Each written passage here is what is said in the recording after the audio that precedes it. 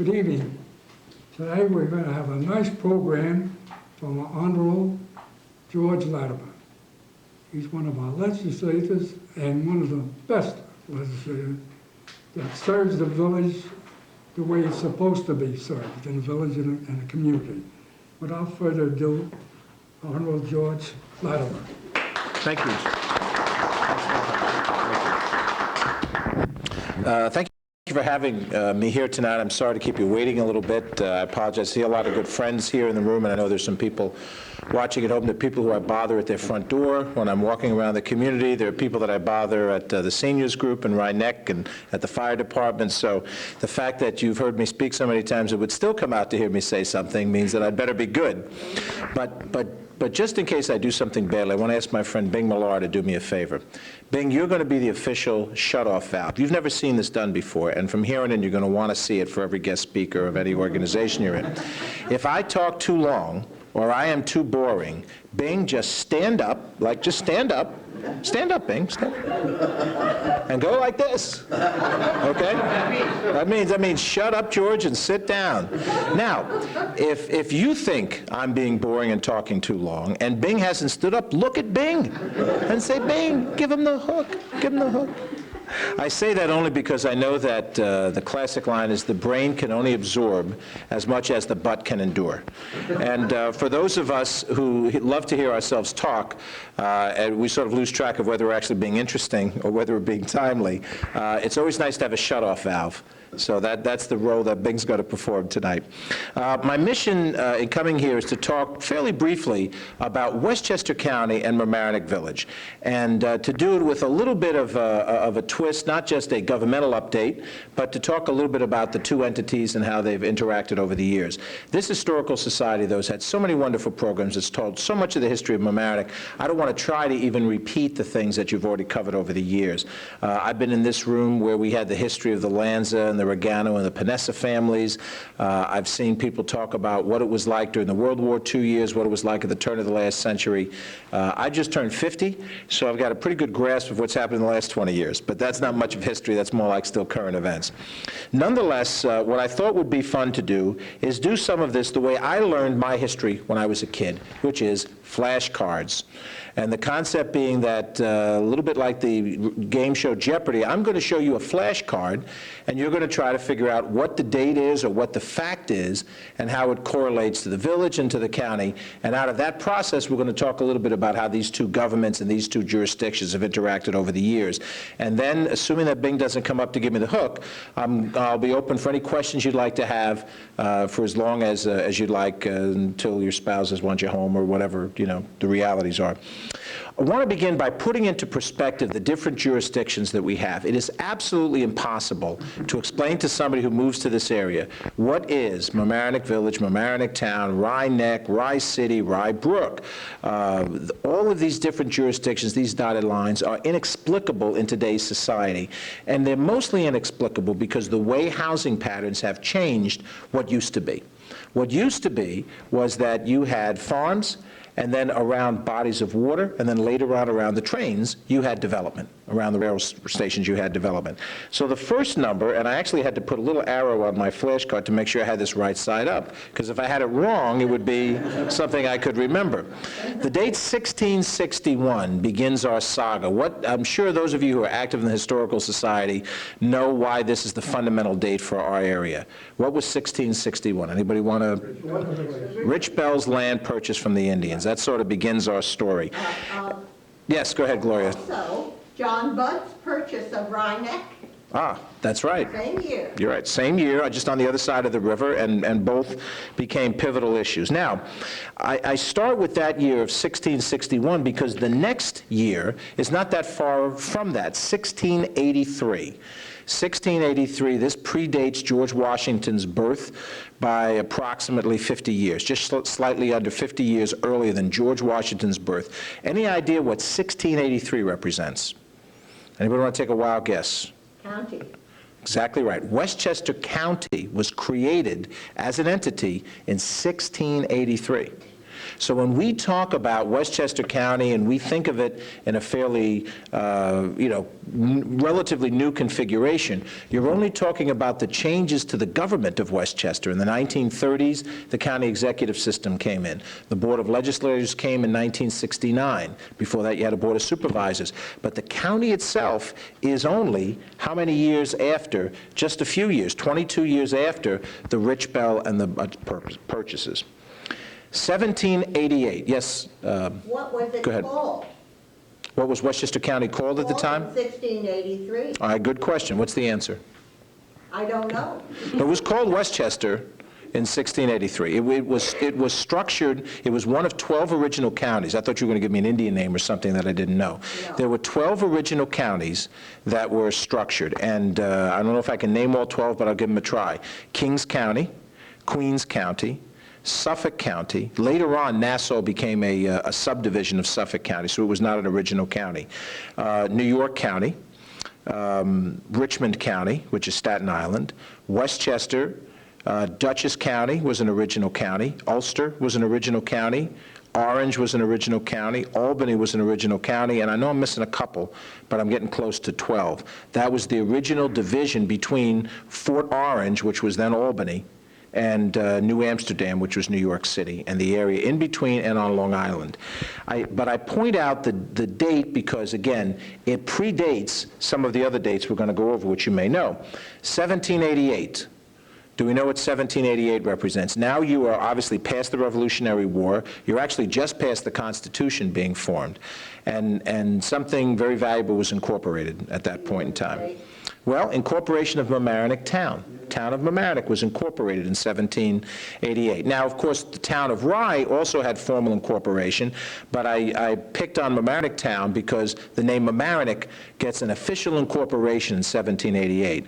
Interestingly, over 100 years between the incorporation of Westchester County and the incorporation of the town of Mamaroneck, and of course, we all lived through the centennial of this date, so this is not a surprise date. It took to 1895 for what to happen? Incorporation of Mamaroneck Village. So we see in very clear terms Mamaroneck Village, Mamaroneck Town, Rye Town, but these things did not all happen at once. They evolved. They evolved over time. And for those of you who know their history, and of course Mary and Gloria I'm going to refer to anytime there's a question I can't answer, the incorporation of these communities began because there was a Byram River, and there was a Mamaroneck River, and all the land in between that was the town of Rye. Then from the Mamaroneck River down to the border affixed for New Rochelle, the town of New Rochelle in those days, that's the town of Mamaroneck. Nobody guessed in 1788 that the development of Mamaroneck would cluster around a harbor that separated two towns. And so ultimately the village, which is in two towns, and that's not an uncommon thing in New York State. There are many villages that straddle two towns.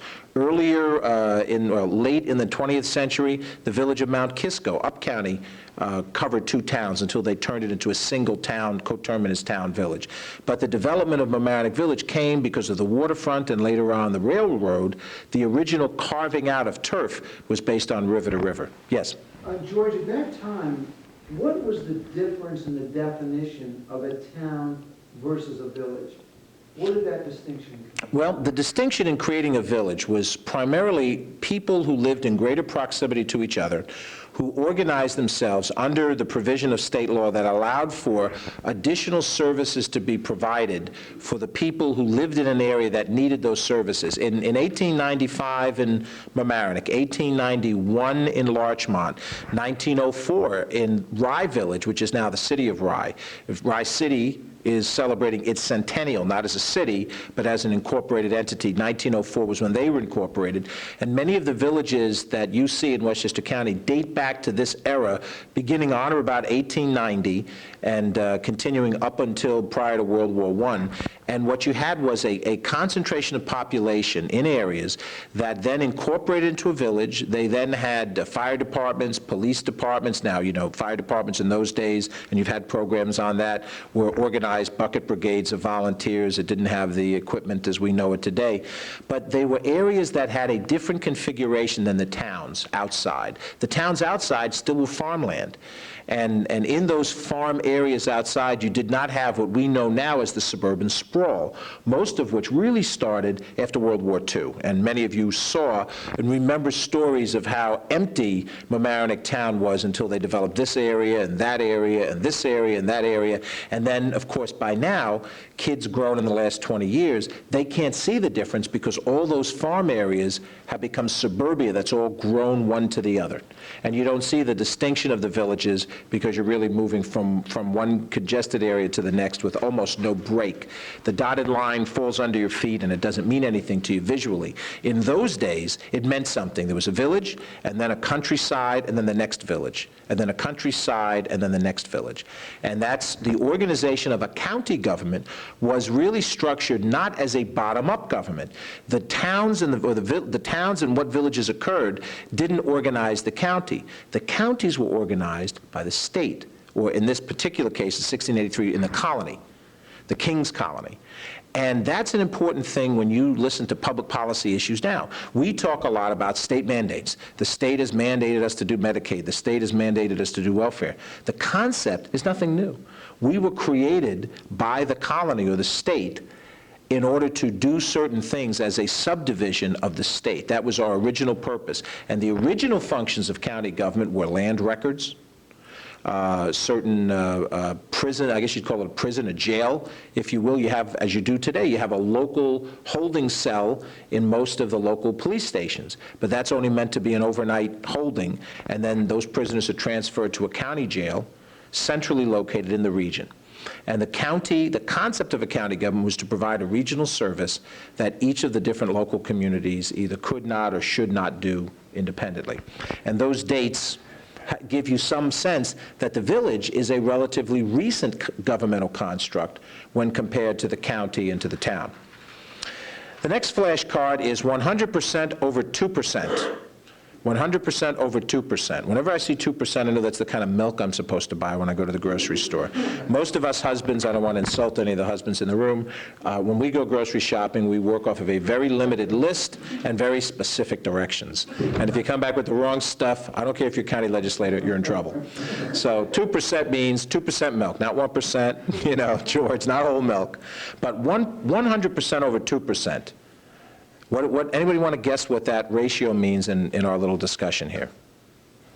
100% is the totality of Westchester, for our purposes. Mamaroneck Village represents 2% of Westchester County. In essence, 50 Mamaroneck villages in population would equal Westchester County. Westchester County at the last census was 923,000 people. Mamaroneck Village was close to 19,000, closer to 18,700, I think is the exact number. If you do the math, it is, Mamaroneck Village is 2% of Westchester County. Now, it means a lot more to us than 2%. 2% sounds like an infinitesimal number. And Mamaroneck Village is bigger than Rye City. Mamaroneck Village is triple the size of Larchmont Village. When we look at these communities as they make up percentages of Westchester County, then you ask, how big is Yonkers? Well, Yonkers is almost 25% of Westchester County. It's about 22% of Westchester County. And that gives you a sense that the relative sizes of these communities is like juggling in a county an orange, a tennis ball, a ping pong ball, and a bowling ball. They're all balls. And as you're juggling them, they all have different weights. And they all have different needs and different issues. And so we talk about Yonkers, and we talk about Mount Vernon, and you talk about Rye and Portchester, but they're not of equal weight. And as a rule of thumb, 50-to-1 ratio between the village, Mamaroneck Village, and the county of Westchester. Now, I'm going to give you a few more statistics. I don't expect you to get these, but I think they might be just interesting numbers. Here is a 4-part flashcard that has 4 different numbers in 4 boxes. In the upper left, 84.6%. In the upper right, 4.2%. In the lower left, 3.5%, these are percentages, and in the lower right, 17.5%. And while you're looking at that and thinking about what that might mean, I'm going to give you another card that's broken down in the same way. In this card, this is a little awkward for TV, but we have in the upper left-hand corner 71%, then 14% 4.5% in the lower left, and 15.6% in the lower right. Anybody want to hazard a guess of what kind of numbers I'm throwing? I'm obviously giving you a comparison of two different sets of numbers. Nationalities. Exactly right. These are demographic numbers. Good job. The numbers on the left are Mamaroneck Village percentages of demographics. On the right, Westchester County, today's population, based on the census in 2000. The upper left-hand corner are all those individuals that by the census are identified as white or Caucasian or European American. The number directly next to that are those who are identified as African American or black. In the lower left-hand corner, those who are Asian Americans, and in the lower right-hand corner, those who are Latino or Hispanic. And this gives you a comparable of the diversity. Mamaroneck Village is 84.6% white. Westchester County is 71.3% white. Now, if you were to talk to people who didn't live in this area and talk about Westchester County, their image of Westchester County may be framed by a John Cheever novel, may be framed by all of the corporate executives who live up here and the people who get on the train out of Grand Central every night, important business people. But Westchester is significantly, as a county, has a much higher population of people of color than Mamaroneck Village does. And I might add, Mamaroneck Village has a much greater diversity than, say, Rye City would. If I gave you Rye City numbers next to these, you'd see a much higher percentage of white, much lower percentage of black, which is still a low number for all these communities, and of course the growing Hispanic population. Interestingly, Mamaroneck Village has a higher Latino population as a percentage than the county of Westchester does. And the county, of course, includes places like Port Chester, Yonkers, Mount Vernon that are growing in population. These percentages mean how much things change. Those of you who've been active in the Historical Society for a number of years no doubt hear comments when people say, oh, I remember this community in the 30s. It's so different now than it was back, when I was a kid. It is different. If I had numbers from the 1940 census, you'd see just how dramatically different these numbers are. But these numbers also bespeak of other changes that are going on as well in the county and in the village as well. And they're happening at different levels. Just a set of numbers in case you ever want to check them out on your own. 72, 73, 74.01, and 74.02.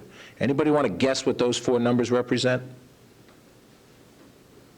Those are the census tracts for Mamaroneck Village. 72 is the portion of Mamaroneck Village that falls within the town of Mamaroneck and begins at the Metro North train tracks and goes all the way to Long Island Sound. Neighborhoods like Orienta, Heathcote Hill, the Flats are all part of that census district. Census Tract 73 is the portion of Mamaroneck town that begins at the Metro North tracks and goes north of the tracks, which would go up to Harbor Heights, but still within the town of Mamaroneck, not crossing into Rye Neck. 7401 is Rye Neck, and it represents the dividing line of the Boston Post Road up to North Barry Avenue, up North Barry Avenue, hang a right onto Holstead into Harrison. Everything north of that line is in Census Tract 7401, and everything south of that line is in 7402. So in 7402 is Shore Acres, is the high school on Hornage Road, are all the S streets that are right next to the high school that you drive through the little area and so forth, and everything north of this line includes areas along Grove Street, where Top of the Ridge is, Willow, and the numbered streets where you have 3rd Street and 5th Street and so forth. I give you those numbers because if you ever go to the census tract, you'll see Mamaroneck numbers, and then look at the breakdown between census tracts, and you learn little stories about the stories within a story in Mamaroneck. Now, to begin some of the comparisons between Mamaroneck Village and Westchester County, just want to give you a quick quiz. Name the two largest county-owned parcels of land in Mamaroneck Village. The two biggest pieces of land that the county owns in Mamaroneck Village. One answer is a trick answer. The other one is fairly obvious. Anybody want to guess? The sewer treatment plant is number one. That is the biggest piece of county-owned property. Anybody want to guess what the second one is? And it's only a little sliver of a piece of county land because it's a much bigger piece of it adjacent to Mamaroneck Village. Saxon Woods Park is the second largest, and the part of Saxonwood that's in the village of Mamaroneck is really only the right-of-way to the express ramp as you're heading on to 95. A little bit goes on the other side, so if you live on Raleigh Road or being up where you are, Birch Hill, some of the houses that back into that actually have dedicated parkland behind them. The county-owned property in Mamaroneck Village is relatively small. In Rye City, as a comparison, Playland is owned by the county, the Reed Sanctuary is owned by the county, the J property plus Marshlands is owned by the county, Playland Parkway and the right-of-way around Playland Parkway is all owned by Westchester County. And when we talk in a second about county roads, you'll see how that differs. So there's very little county-owned land in Mamaroneck Village, comparatively. And of course, the sewer treatment plant came in the last century, the 20th century, for reasons that we all know. Now, when we talk about the governments of these two jurisdictions, I tried to figure out how do I make it clear what the differences are. And I found my answer in the telephone book. So the first thing I'm going to do is pass, as more of these than there needs to be, I'm going to pass out a Xerox copy of what the telephone book in the government section has for Mamaroneck Village. And just for the heck of it, I threw Mamaroneck Town in too, for the two Mamaronecks. Would you be kind enough to pass it out, just so that everybody has the same sheet? And I gave all of them to him, so if you want to divide them up. These represent the publicly published phone numbers for the Village of Mamaroneck and the Town of Mamaroneck government offices. And it gives you an insight into the departments that they have. And we all know them, but just to go over them and give yourself a little bit of a refresher memory. In Mamaroneck Village, what are the major functional departments? Now, you have departments that serve administrative purposes. I'll wait till everybody gets it, and then we'll... Everybody have one? Okay. The functional departments tell you what the basic services are that the village provides. Police services, fire services, sanitation through DPW, Public Works, if you will, which include both garbage and snow removal, garbage collection, snow removal. Recreation, because we're a waterfront community, we have a harbor master listing here. That obviously is not common for communities that don't have a water body. We have a seniors program, senior center program here. We have a housing office. And of course, there are some of the support offices, assessor, attorney, building department, clerk, treasurer, and so forth. Let's compare that to Westchester County. And to do Westchester County, I'm going to pass out page 1. I'm going to pass out page 2. And I need another volunteer to pass out page 3. Thank you, Mary. And just by looking at the amount of phone listings, you immediately see the dramatic difference that was shown by telling you what is the difference between 100 to 2 and the nature of the functions. And I need one set of those. I was too quick to give them all away. Thanks. And for anybody who's watching at home, you're not here to get a copy of this. Just go to your telephone book and open it up to the blue section of government pages, and you certainly can see the same reality. Here's what you've got. In county government, okay? When you have all 3 pages, and if you get nothing out of my talk tonight, you at least have this to stick at home next to your phone, and it's easier to reach for those purposes. On the county government side, you have a police listing, because there is county police. You have an emergency services listing that isn't a fire department, but it provides certain services that back up a fire department. You have a county DPW function, and you have a county parks and recreation function. And this is what you have at the county government that you don't have at the village. Environmental facilities, which means sewers and sewer treatment, public health, a court system. Now, you do have a city court, or excuse me, a village court, but the court system here has family court, county court, surrogates court, and although it's not New York, it's a New York court based in Westchester, state Supreme Court. We have an office for mental health in the county. We have labs and research. That's the coroner's office. You ever watch the TV show Quincy or Crossing Jordan or any of those movies where they cut up cadavers and they need to do tests? There is a function for that. It's not in the local governments. It's a regional function in the county government, labs and research. We have a community college. The village does not have the responsibility over local education. That's a separate school district, 2 school districts. What you have in the county is responsibility for public community college. We have the prosecutorial function of a district attorney. Locally, you have a village attorney who does prosecutions before the village court. But the district attorney has an office of attorneys whose responsibility is to prosecute all kinds of criminal wrongdoing at all different levels of felonies and misdemeanors.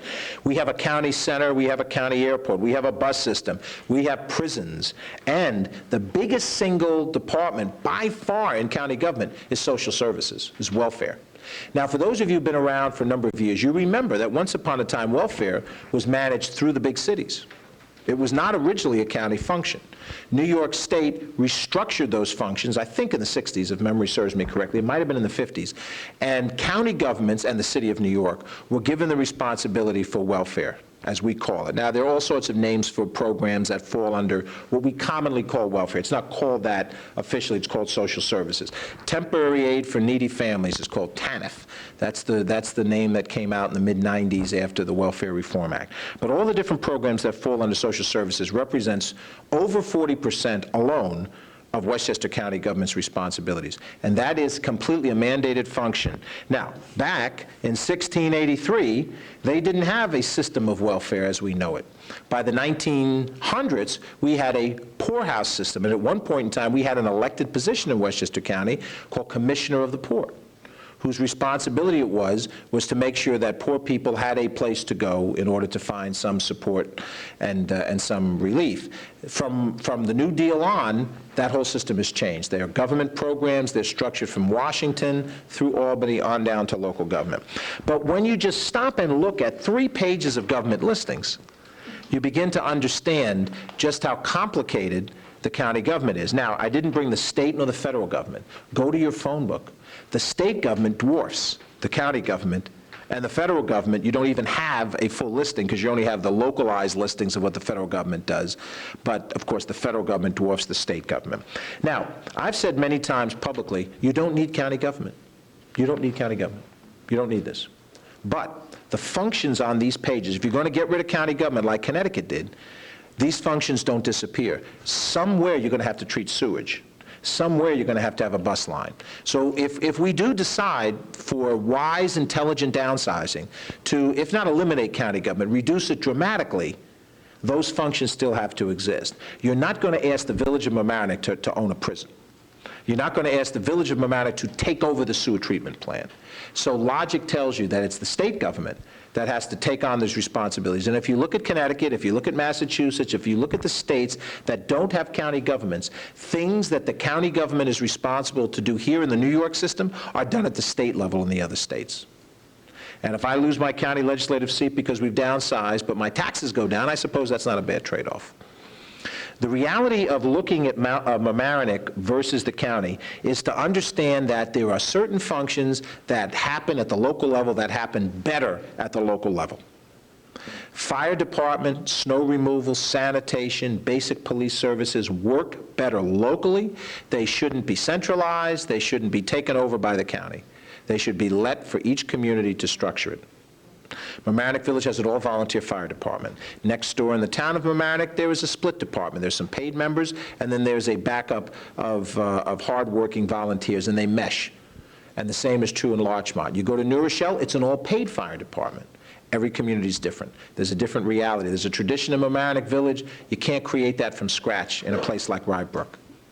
So each place has to look at the services they have and try to provide it in a different fashion. What the county has to do is provide an overall backdrop. Now, we're going to look at a couple of these county issues. We're just going to take a few of them, and we're going to throw some numbers at you, and then we'll just open it up for questions and try to have a little bit of a dialogue for the time that we have. Another one of these 4 boxes we're going to give you. This is going to deal with the first of the 5 topic areas we're going to cover. We have the numbers 15, 14.2, 5.1, and 3.1, and I describe this as numbers that are in the millions, 15.0, 14.2, 5.1, 3.1. What do those represent to you in the millions? Any idea? Relates directly to Mamaroneck Village and environs. Anybody want to take a guess? Taxes. What else do we have? What was the other guess? Firemen? Firemen. Any more guesses? What these things? This represents millions of gallons of sewerage a day that go through sewer treatment plants. 15 million, that's what the Mamaroneck sewer treatment plant processes. 15 million gallons of sewerage a day. A day.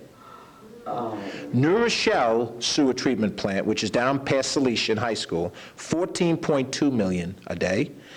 In Portchester, at the end of Fox Island Road, there's a sewer treatment plant, 5.1 million gallons a day, and the baby of them is the one in Rye City in Disbrow Park. It's called the Blindbrook Sewer Treatment Plant, 3.1 million gallons a day. Million gallons a day of sewerage.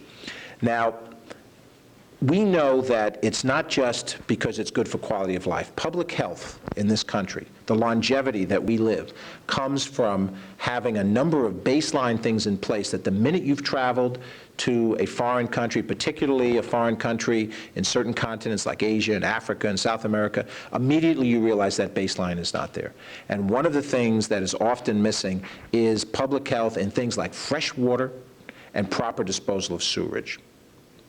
And when we process that much sewerage a day, that is a function of Westchester County.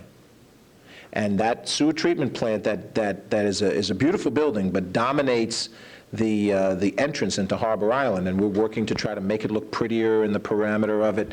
The village is working very hard to come up with a Harbor Island game plan, and I've gone to some of the meetings, and I really compliment the effort that's going on. The county sewer treatment plant provides a necessary public service in that plant that's fit there. And so we have to deal with an absolute requirement to provide that service and do it in a way that doesn't further infringe upon Harbor Island. And keeping in mind that it's not the only sewer treatment plant in the area, there are other sewer treatment plants as well. If you live anywhere in the village of Mamaroneck, your sewage is going through that sewer treatment plant. If you live in most but not all of the town of Mamaroneck, your sewerage is going through that sewer treatment plant. If you live in the Glen Oaks section of Rye, which is right on the border, Beaverbrook Swamp, right on the border of Harrison, your sewage is going through that sewer treatment plant, and some Scarsdale people and some White Plains people also all go through that sewer treatment plant. You go down the road to New Rochelle, the New Rochelle plant takes on all of Larchmont's sewerage. The rest of the town of Mamaroneck that isn't included in the Mamaroneck sewer treatment plant, like the Dillon Road section of Mamaroneck town, which is a strip in between Larchmont and New Rochelle, it covers New Rochelle's sewage and Pelham Manor's sewage. And Rye City goes into Blindbrook, along with Rye Brook sewage and some of Harrison's sewage. I hope you've all had dinner, because this is not a great topic to have when you're hungry and preparing to go out to the diner and eat tonight. But a key function of county government that you see right here in Mamaroneck Village, and it is the single biggest county presence in the village. Next number, 175.5. 175.5. Anybody want to hazard a guess as what this number represents? This is the countywide number, I guess is the way to put it. 175.5 represents the number of miles of county roads that Westchester County owns and must maintain. 175.5. Name the county roads that exist in the village of Mamaroneck. Okay. Nope, not Halstead. Boston Post Road. Nope, not Boston Post, that's a state road. We've got Mamaroneck Avenue, it's not all of it. It's Mamaroneck Avenue from Old White Plains Road up to Saxon Drive when you go into Harrison. There's one other road besides Mamaroneck Avenue. Not the Post Road. Palmer Avenue. Palmer Avenue and Mamaroneck Avenue. Palmer Avenue from the border of the town, which call it Rich Bell Road for the sake of argument. The borderline is actually slightly east of Rich Bell Road. From Rich Bell Road right down past the post office to where Mount Pleasant Avenue merges down almost near the trestle, that's a county road. And then Mamaroneck Avenue from the turn where Volunteers is, from that point all the way up to the end of town, those are county roads. That is the percentage of roads. I'm not sure how many miles that is. It's probably not much more than a mile if you take the two roads and add them together, if it's even a mile. And there's 175.5 in Westchester County. The single biggest county road, longest county road, is the Bronx River Parkway. Now, once upon a time, the Bronx River Parkway and the Sawmill and the Hutchison were all sort of parallel roads, but the Sawmill and the Hutchison are owned by the state, and the county still owns the Bronx River Parkway. And then we have Playland Parkway is a county road, Bear Mountain Parkway up in Peekskill, if you've ever been on that, that's a county road. And then we have certain streets, as Palmer and as Mamaroneck Avenue are around the area. Now, my answer on Halsted Road was accurate for Mamaroneck Village, but in some odd quirk, the minute you cross into Harrison, Halsted Avenue in Harrison is a county road. And it stays a county road all through Harrison. When it crosses into Rye, it becomes Theodore Fremd Road, the old Railroad Avenue, named after now Theodore Fremd, the former mayor. Everybody moves to Rye, thinks it's a misspelling of the word friend. Everybody does. And then you realize that's actually his name, Theodore Fremd. And that's a county road all the way into downtown Rye. But in Mamaroneck, it's not a county road. However, in those county roads, we have a responsibility, a county government does, for the maintenance of those roads. Now, go back to these earlier days when you had a village and then a countryside and another village. A county road was what you got on when you went from village A to village B. And if you were a farmer and you wanted to get your produce to market in one of the villages, you needed to have a road system to do it. You couldn't build your own road as a farmer. So the county built roads. Not many of them. They weren't the greatest roads, but they were the best roads that you had to get you from point A to point B, to get your produce to market, to get you and your buckboard from the heart of Mamaroneck Village up to the village of White Plains for whatever purpose that you might have. Now, you can't tell today the difference between a county road and a local road and a state road because it's suburbanized development that makes it all look the same. So I have argued that in the 21st century, as we need a new compact between the state and the county and local governments, we ought to do the following. We, the county government, ought to take from the village all the responsibilities for sewers. What local sewer pipes that run under the local streets that the village has to maintain, they shouldn't have to maintain that. It's a county sewer treatment plant. It's a county trunk line. So why should the village pay for that? Give that to the county. The village would be happy to do it in a New York minute. That's an obligation that's relieved. Here's the trade-off, though. Take back Palmer Avenue and Mamaroneck Avenue. Now, we're repaving Mamaroneck Avenue as we speak this week, so we'll give it back to you, and it'll be nice. So that's the time to take it back if you're going to take it back. And that would be a logical trade, because now the village will have all of the functional roads in the village, with the exception of the post road. We don't count the thruway, obviously. That's clearly an interstate. And that would be a logical way to take a system that was created in a different era and modernize it to this era. And in so doing, save you some village dollars, which would be a logical thing. I'm sure Mayor Trifoletti was here today. He'd take it in a minute. There's another thing we do on county roads that relates to my next flashcard. And this is, again, we're in the county function era. Now, I am so happy this turned out this way, because you could be tricked in giving me the wrong answer. What is the symbolism of 60, 61, and 70? What does 60, 61, and 70 mean to you?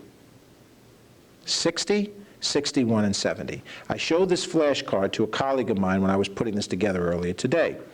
And he said, Babe Ruth had 60 homers, Maris had 61 to beat that record, and then McGuire came along and hit 70. And I said, thank God there's another way to interpret these numbers. Because what 60, 61, and 70 means are 3 county bus routes that go through the village of Mamaroneck. All right? Now, the prominent ones that everybody who knows buses, most people don't ride buses at all. But those who do know that the 60 bus route and the 61 bus route both use Palmer Avenue coming from the town of Mamaroneck, Larchmont direction. The 61 bus goes straight ahead past the train station. It goes up Halsted Avenue, into Harrison, onto Rye, onto Portchester. And if you take it the other way, it takes you down into the Bronx to Fordham. And the 60 bus hangs a left when it gets to the trains. It comes down Mount Pleasant Avenue or Palmer or whatever you call it at that point, goes under the trestle, and it heads up Mamaroneck Avenue to White Plains. The 70 bus goes through a portion of the village, and only a slight portion of it. If you've ever seen it, it's known as the Bonnie Briar commuter. It covers the high school, which actually is over the border, well, it's within the border, but barely, and that goes up, that route will go up Richbell Road, it takes a piece of Palmer, it goes up Rockland, it goes through part of the Flats, and it basically loops up through the town of Mamaroneck and loops back so that people can use that route to get to either the high school or to the train station. But those are the 3 county bus routes that go through the community. I found it interesting 20-some-odd years ago when I moved from another part of Westchester to this part to say, aren't there any buses on the Boston Post Road? Wouldn't that be the logical thing, that you'd have a bus that would just go up the Boston Post Road? Well, we don't. We have a bus that takes the parallel route, which is Palmer Avenue, Halsted, Theodore Fremd, and parallels the Boston Post Road. Westchester County consolidated the bus system back in the 70s. And if you remember, there were competing bus routes. I remember them as a kid, and I remember them as lettered buses. Now, I grew up down in Mount Vernon, and in Mount Vernon is a big bus community even to this day because of the number of people who are relatively poor and so forth. We'd take the A bus to New Rochelle, and we'd take the D bus to Chester Heights through Pelham, and we'd take the F bus to White Plains. Well, that's all changed now. Back in the mid-'70s, all of the private bus companies were coordinated into a single system and a numbered bus and color-coded, and then it was turned into the 80s under the B-Line name.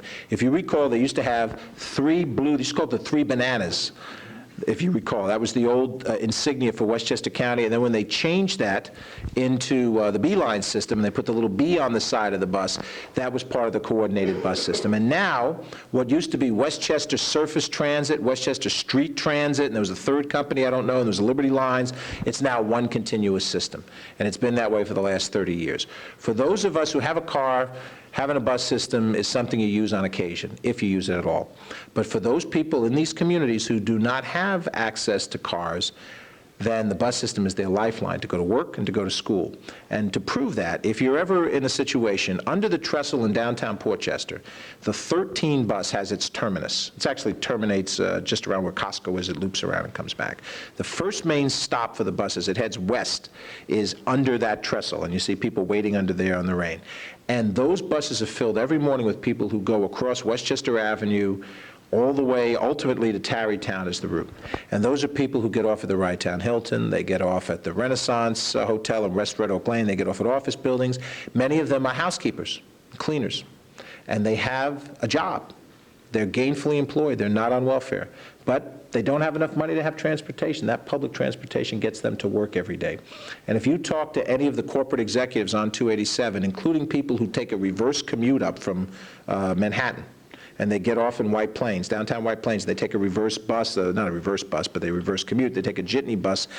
It is not just soft-hearted, progressive, we ought to help the poor people. It is hard, tough-minded economic development for businesses that we have public transit that allows a workforce to get to the workplace. And here in Mamaroneck, the 70 route is used by commuters, 60 and 61 is the inter-community route, and the bus system is extensive around the county, although in northern Westchester it's a lot less than it is elsewhere. Just a couple more numbers and then we'll go to some questions. Got another 2 sets of numbers. I'm obviously comparing Westchester numbers against Mamaroneck Village numbers. 74,111 versus 74,794. And the other comparison is 1,826 versus 1,852. Anybody want to guess what comparison I'm making between Westchester and Mamaroneck Village with these numbers? Any guess? I'm comparing pounds per person recycling annually in the county of Westchester in the top and in Mamaroneck Village in the bottom. In Westchester County, and the lower number is the 2003 number, the slightly increased number over 2002. 2003 year end, we recycled in Westchester County 74,794 pounds per person of recyclable products. Recyclable products are glass, metal, newspapers, cardboard, certain types of plastics. All throughout the county, those are the numbers you have. And here in Mamaroneck Village, the numbers went up a little bit from 1,826 per person up to 1,852 within the village of Mamaroneck. You take the aggregate number of what was collected, you divide it by the number of people, that's the pounds per person that's collected in the village. Now, The interesting part of this is the part of the service that you don't see. If you live in the village of Mamaroneck, it is a village of Mamaroneck truck that comes down your street, picks up your garbage, and a different truck that picks up your recyclables. Anybody know what happens to that stuff when you wave goodbye to it as it goes down the street? Village, in those two separate situations, takes the garbage in one case and the recyclables in another case to a transfer station. And when they get it to the transfer station, the village says, see you later. They dust their hands, and it's Westchester County's responsibility to take it from the transfer station to its final resting place. Garbage's final resting place is in Charles Point, which is a little peninsula just south of the city of Peekskill, where we have a waste-to-energy plant, or a burn plant. You remember when you grew up how many incinerators there used to be? Used to be an incinerator in every community. You had incinerators in apartment buildings. I remember as a kid jumping in a pile of leaves that were collected on the street I lived on because the adults were going to burn the leaves at some point in time when they were collected, and I loved the smell of burning leaves. It reminded me of fall and Halloween and, you know, all those things that you think of. Well, we don't do that anymore because of air pollution concerns. So now we have a single plant which Westchester County, as a government, was responsible for building. By the way, when I say Westchester County paid for it, that means we paid for it. We paid for it out of a different pocket than when the village has to pay for it, which is out of the village pocket. But the bottom line is it became a regional responsibility, not a local responsibility. When it was a local responsibility, it was a costly responsibility, and it would have been more costly as the years went along to try to fix every one of those incinerators to produce less emission that would be harmful to the air. And you still hear reports that this area has not reached its levels of proper air quality. And that's even with us changing the fuel and gases in the cars, which we did back in the mid-'70s and then again in the late '80s, and banning open-air burning unless there's some particular issue. The American Legion once a year burns flags as an appropriate way to dispose of flags, but there's very few open-air burnings. The recycling and the garbage both. The recycling goes to a materials recovery facility. There's one in Yonkers and there's one up-county for the up-county communities. And there they're kind of compressed and then they're disposed of. There was a time when you could make money off of recyclables. Remember we used to have newspaper drives as we were kids? We bound them up and the church might have it and you get a couple of cents a ton. The market for recyclable paper products at this current point in time is so low that you now have to pay to get rid of that, just as you do with most other things, with the exception of aluminum. Aluminum recycling still has a street value. There is a value when you recycle aluminum. Don't confuse it with the nickel on the can. That's not about recycling it. That's that you paid the nickel up front when you bought the soda to begin with. You're just getting it back when you turn that in, whether you put it into the machine or you turn it in a bottling place. But the county is responsible for the more expensive part of garbage disposal and the more expensive part of recycling. And the village and the town of Mamaroneck, if you're watching this on LMC, you're looking at this from Larchmont Village. Larchmont Village, Mamaroneck Town equally are responsible for making the street side collection. But it's the county that has the responsibility for taking it from the transfer station to ultimate disposal. And if you have products that you can't dispose of by flushing it down the toilet or by putting it in your green garbage bag, then you dispose of them at household hazardous cleanup days. County's responsible for that, so that you can dispose of them and dispose of them for free. The last set of numbers I have for you on the final topic we want to discuss officially is 349,445 and 7,096. Anybody want to hazard a guess as to what these numbers represent? It's obviously a comparison. Westchester on the top, Mamaroneck Village on the bottom. Notice how frequently we come to that 50-to-1 ratio. Remember I said 2% to 100%? You know, when the number is lower than 50-to-1, it means Mamaroneck Village is either paying for or doing more than its share. When the number is higher than 51, it falls below that thing. And some things it's a good thing, and some things it's a bad thing. This is the number of occupied housing units in Westchester County. Not just apartments, but your private house. If you live in a private house, I live in a private house, Bill Fraser lives in a private house, Marty Rennett lives in a private house, that's one housing unit. If you live in a 3-family house, that's 3 housing units. If you're in an apartment building of 10 apartments, that's 10 units. In the county, almost 350,000 housing units.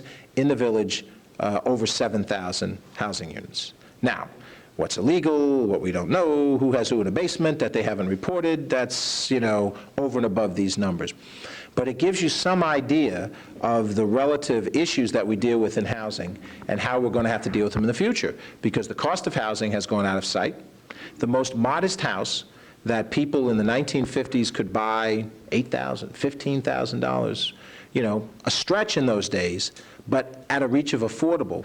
Those houses are now $400,000, $500,000, or higher. And a person who's starting out, you know, he is a policeman, and she is a secretary. And they haven't had their first child yet, and they're happily married, and they want to buy a house. And they pool their money, can't buy that house. My mom and dad, just to go back, bought their first house in Mount Vernon in 1959. I was a 5-year-old kid, and I had a 2-year-old sister. My dad, I've told the story 100,000 times, my dad was head of maintenance at Beach Point Club from 1952 to 1977. He worked at Beach Point 5 years before he became head of maintenance. My mom worked in a factory. They met at a factory on Waverly Avenue called Jericho, which no longer exists. I think it's where Plaza Suites is, I think. And I'd love to go by. That's where my mom and dad met. They worked together in a factory. That's where they fell in love. Do you know where it was? Okay. On Fayette. On Fayette, okay. The old factory with the great big chimney. Oh, okay. Then, you know what we'll drive by it sometime, because then I'd like to see it. My mom and dad are both gone, so it's only, for me, just a story that I've heard. Greenhouse or something like that. Okay. Anyway, they had the wherewithal as a factory worker and a head of maintenance for a beach and tennis club to buy a house. Smallest house, 25 by 75, in a section of Mount Vernon that was maybe perhaps less desirable, but they could buy a house in Westchester County. Today, you could have a much, much better job than they did in those days and still have trouble buying a house. And the taxes are bad, but you don't even get to worry about the taxes if you can't come up with a down payment to buy the house. And you also know that now we're in a competitive environment. Certain houses, you walk in and put a bid on it, and you walk in right after him and put a more lucrative bid, you're competing. This is not just, here's the price, can you meet it? It's, you know, it's eBay in order to have yourself a living unit. The sort of my closing general remarks when we talk about the tale of two jurisdictions is that Westchester County is not better than Mamaroneck Village. As a government, it is not a smarter government. It is not filled with really wise people, and the village government is not, or the town government is, and the village is not. There are good people, and there are, you know, less capable people that work at every level of a government. There is nothing intrinsically right or wrong or good or bad. The important thing to understand is how different the missions are because of how different the jurisdictions are. And when you look at a county, you have to step back and take your Mamaroneck Village vision and multiply it by 50. And in that vision, recognize that there are more poor people in the larger than in the smaller whole. There are more people of color in the larger community than in the whole. Than in the microcosm. Mamaroneck Village is a critical part of the county, and so is Briarcliff Manor, and so is Pound Ridge, and of course, so is Yonkers. And as we look governmentally, current events, as we look to deal with this terrible taxes that we've had and reshaping the government, we have to reshape it by understanding what the government is mandated to do, and then use intelligence, use light, not just heat, in terms of reshaping it and making it a better government. Westchester County can be improved dramatically. There are things that we have not done yet that we need to do. And the day that I leave as county legislator, just like my good friend Paul Noto, when he left as county legislator, he did a fine job for 8 years, and there's still unfinished business the day you leave the office. But it is important to look at what the county's mission is, dating back to 1683, and what the village mission is, and as best as we can, make it a partnership. Not an antagonistic thing. Make it a partnership. Don't let party politics get in the way of that. Don't let personalities get in the way of that. Sit down at the table, the town and the villages and the nearby cities, and let's find a way to make the best partnership out of this place that we all call home. Thank you for letting me share some of those thoughts with you. Bing did not get up to cut me off, so I assume I survived. And I guess if it's appropriate, I'll answer any questions if there's time. Leo, I'll look to you for guidance. Can I do that? Okay. On the sewage, always amazed me how the sewage gets to the place on the post road there. Gravity has a lot to do with it, But there are low spots too. Right. And it just amazes me how it all gets down there. Is there some other? Well, pump stations is what takes us in the low areas to pump it up to the sewer mains. To give you an example, if you go down Barry Avenue, South Barry Avenue, and you cross over the bridge over the Guyan Creek, immediately to your left, you will see some devices that sit off the ground. I'm not sure if that's a 6-foot system or 4-foot system, but immediately to your left on the other side of the bridge, as you're heading like you're going down to a Mamaroneck beach and yacht, immediately to your left, there's a pump station. And the mission of that pump station is to force upwards, up South Barry Avenue sewerage, because it's got to get up to the main to get over to get to the sewer treatment plant. And of course, Shore Acres is lower, so is Orienta. So I might add is in Rye, Greenhaven. All of the areas, as you get closer to the sound, you don't have a way to use gravity to get it downhill, so you have pump stations. Those pump stations can fail, and when they fail, it can be very unhappy. The odors and the other problems are there. In fact, we've just announced that the county's going to spend some money to put an added warning system on the pump stations so that we're in a position to move forward. Are we just about out of TV time? Is that what we're doing? We got 4 more minutes. Okay. I'm happy to answer in greater detail questions, certainly off camera as well. So, you know, I mean, I'll stay here as long as you guys want me to. But let me just try to ask a few other questions while we're on camera. Just one more thing on the sewage. I used to know a manager of the sewage for Westchester County, and he said, when we get done with it, you could drink it. Well, I No. never got that, you know. That's true. We were down there about 20 years ago, and they were almost doing it then. Well, So I now wouldn't. it could be done. Well, Now, I wouldn't, What but happens in the plant? what happens in the plant, well, there's a primary and a secondary treatment. In broad terms, the primary treatment factors out solids, this is, you know, and certain types of things that can be dealt with in sort of a gross, as you might imagine, you know, sort of a grating-like structure with a variety of different maneuvers that filter it out. The secondary treatment is the larger new building where sewage sits in a tank and chemicals, bacteria are added to it to kill the negative things that exist in the sewage after the primary treatment. And so the combination of primary and secondary treatment reduces the pollution dramatically, so that when you put it out into the to Long Island Sound, it has a relatively minimal effect on the sound. Now, there's still too much nitrogen or too much nutrient in the effluent. God bless you, sir. And that still contributes to hypoxia in the Long Island Sound, which is nitrogen forming with oxygen, sucking the oxygen out of the sound. That contributes to fish kills and so forth. So that's why there is this issue of looking for some additional technology that will help us resolve that issue. But I still wouldn't drink the water, but I think it's okay to send it out to the sound. Eat the fish, you know. Yeah, depending on the kind of fish it was. I wouldn't eat shellfish. George, when you started your conversation, you took us historically back to 1661 and brought us forward. And there's a big issue that I would like to ask you to address, and that's education. I imagine in history back then, education was taken care of on the local level. And now it's somehow migrated all the way to the state level, at least in New York, where when you finish your conversation, actually to tie another thing together, you handed out these lists from the phone book, and you'll notice that there's no education listed in the county or in the local phone book. And then you wrapped it up by saying to try and make it a partnership. And we find a very significant and very important part of our society's education. And yet we in the local communities are really blocked from being partners because everything's handled at the state level. What can we do about bringing more control back to the local community? Well, I think you raised an excellent point. I think the partnership that I spoke of has to include the educational structures as well. And also in this community, we're sitting in a library, which is a separate governmental structure now. It's been separated from the municipal government. It's also been done so in New Rochelle. In some places, you have fire districts that are separate governmental structures. And the creation of all that separation means that I can point to somebody else as being responsible, and you don't want that. You want accountability. You want to be able to go to individuals and say, at whatever combination there are of them, that we need an output to occur, and we want to be able to hold individuals accountable, those of us who are elected, to be able to accomplish that output. And if if I can't do it, I better be able to explain in some great detail why I couldn't be persuasive enough to make it happen. So I agree with you. I think that the school districts have to very much be a part of this, this cooperation I've talked of.